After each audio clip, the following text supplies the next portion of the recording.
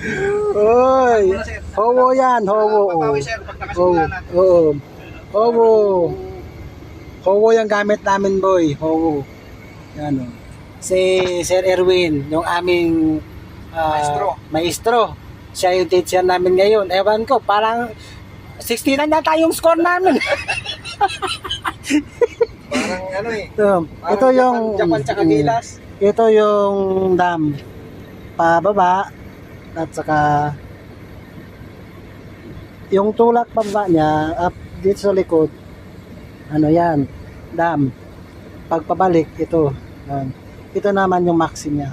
Ito yung ano, sign ng kanyang cambio, diba?